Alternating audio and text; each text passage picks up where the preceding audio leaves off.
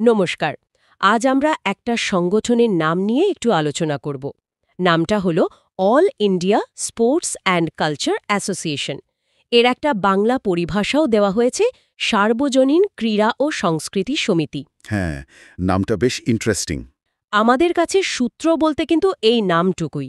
তো আজকের উদ্দেশ্য হলো এই নামের ভেতর থেকে এর এর ইশারাগুলো খুঁজে বের করার চেষ্টা করা। ঠিক, মানে শুধু নাম বিশ্লেষণ করে কতটা গভীরে যাওয়া যায় সেটাই দেখার। হ্যাঁ, আর দেখুন নামটা দুটো ভাষায়, ইংরেজি আর বাংলা। এটাও তো একটা ভাবনার বিষয়, তাই না? অবশ্যই। আচ্ছা, তাহলে শুরু করা যাক প্রথম অংশটা দিয়ে, অল ইন্ডিয়া বা সার্বজনীন।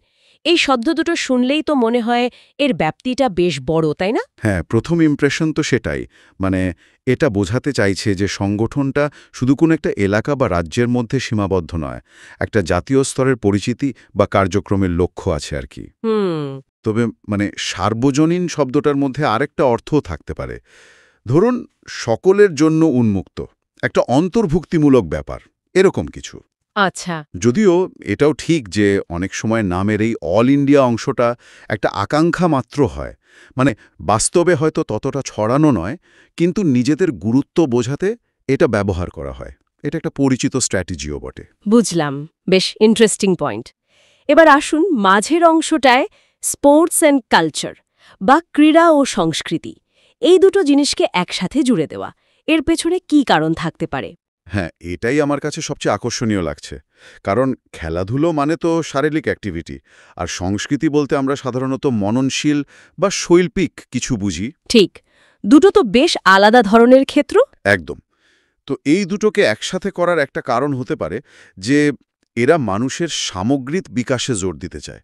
মানে শরীর চর্চাও দরকার, আবার মানসিক বা শৈল্পিক বিকাশও জরুরি। শরীর আর মন দুটোই। হতে পারে একটা হোলিস্টিক অ্যাপ্রোচ আর কি। হ্যাঁ, অনেকটা তাই। অথবা এমনও হতে পারে যে দুটো ক্ষেত্রকে একসাথে এনে এরা হয়তো আরও বেশি মানুষের কাছে পৌঁছতে চাইছে, বা হয়তো বিভিন্ন ধরনের ফান্ডিং আকৃষ্ট করার চেষ্টা করছে। এটাও সম্ভব, স্পন্সরশিপ বা সমর্থনের পরিধি বাড়াতে হয়তো। হ্যাঁ, এই সমন্বয়টা একদিকে যেমন এদের শক্তি হতে পারে, তেমনি কিন্তু এটা চালাতে গিয়ে কিছু চ্যালেঞ্জও আসতে পারে। দুটো ভিন্ন জিনিসকে একসাথে ম্যানেজ করা। তা তো বটেই। আচ্ছা, এবার নামের শেষের অংশটা দেখি, অ্যাসোসিয়েশন বা সমিতি, ফেডারেশন, ফাউন্ডেশন, কাউন্সিল, কত কিছুই তো হতে পারত। এই অ্যাসোসিয়েশন বা সমিতি শব্দটা কি বিশেষ কিছু ইঙ্গিত দেয়? সাধারণত মানে অ্যাসোসিয়েশন বা সমিতি শব্দটা একটা গোষ্ঠীবদ্ধ উদ্যোগ বোঝায়। কিছু লোক একসাথে এসেছেন একটা কমন উদ্দেশ্য নিয়ে। মানে সদস্যভিত্তিক একটা ব্যাপার। হ্যাঁ, সাধারণত তাই বোঝায়, যেখানে সদস্যরা মিলেমিশে সিদ্ধান্ত নেন বা কাজ করেন। ধরুন, একটা ফাউন্ডেশনের থেকে এটা একটু বেশি ডেমোক্র্যাটিক বা পার্টিসিপেটরি হতে পারে। তবে নিশ্চিত করে বলতে গেলে তো এর গঠনতন্ত্র দেখতে হবে। অবশ্যই। কিন্তু নামের এই অংশটা অন্তত একটা সম্মিলিত উদ্যোগের দিকে ইঙ্গিত করছে। মানে একক কেউ নন, অনেকে মিলে, এরকম। বেশ। আর এই যে নামটা দুটো ভাষায় দেওয়া, ইংরেজি আর বাংলা, এটার কারণ কি হতে পারে? শুধুই অনুবাদ? না, শুধু অনুবাদ নয় মনে হয়। ভারতে বিশেষ করে জাতীয় স্তরের সংগঠনগুলোর ক্ষেত্রে এটা খুব কমন প্র্যাকটিস। হুম। আসল কারণ তো অবশ্যই কমিউনিকেশন। ইংরেজিটা সারা দেশে বা আন্তর্জাতিক স্তরে যোগাযোগের জন্য কাজে লাগে, আর বাংলাটা ধরুন পশ্চিমবঙ্গ বা বাঙালি কমিউনিটির সাথে একটা গভীর সংযোগ তৈরি করতে সাহায্য করে। আচ্ছা। এর একটা প্রতীকী দিকও থাকতে পারে। মানে জাতীয় পরিচয়ের পাশাপাশি স্থানীয় বা আঞ্চলিক সংস্কৃতিকেও আমরা গুরুত্ব দিচ্ছি, এই রকম একটা বার্তাও তো যায়, তাই না? হ্যাঁ, সেটাও ঠিক। তাহলে দেখুন, একটা নাম, শুধু নাম থেকেই আমরা কতগুলো সম্ভাব্য বিষয় নিয়ে আলোচনা করলাম। এর জাতীয় স্তরের আকাঙ্ক্ষা, এর কাজের ক্ষেত্র যা কিনা বেশ অভিনব, মানে ক্রীড়া আর সংস্কৃতি একসাথে, এর সম্ভাব্য সাংগঠনিক চরিত্র, মানে সদস্যভিত্তিক সমিতি হওয়ার সম্ভাবনা। আর এর যোগাযোগের কৌশল, মানে দ্বিভাষিক নাম ব্যবহার। যদিও মানতেই হবে এর সবই কিন্তু আমাদের অনুমান, কারণ আমাদের হাতে শুধু নামটাই আছে। একদম ঠিক। আর এখান থেকেই কিন্তু আসল প্রশ্নগুলো উঠে আসছে। যেমন? যেমন ধরুন, আমরা বুঝলাম ক্রীড়া আর সংস্কৃতি, কিন্তু ঠিক কোন ধরনের ক্রীড়া? লোকক্রীড়া নাকি মডার্ন স্পোর্টস? আবার সংস্কৃতির ক্ষেত্রেও লোকশিল্প, শাস্ত্রীয় সঙ্গীত, নাটক নাকি আধুনিক আর্ট?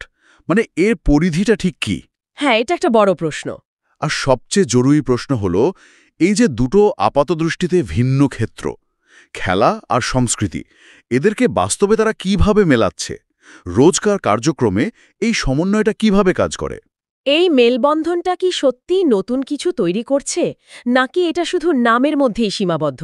ঠিক এই মেলবন্ধনের পেছনে নির্দিষ্ট লক্ষ্য বা উদ্দেশ্যটাই বা কি এটা কি শুধুই দুটো ক্ষেত্রকে এক ছাতার তলায় আনা নাকি এর মধ্যে গভীর কোনো দর্শন বা পরিকল্পনা আছে এগুলো জানতে হলে তো আমাদের আরও তথ্যের প্রয়োজন।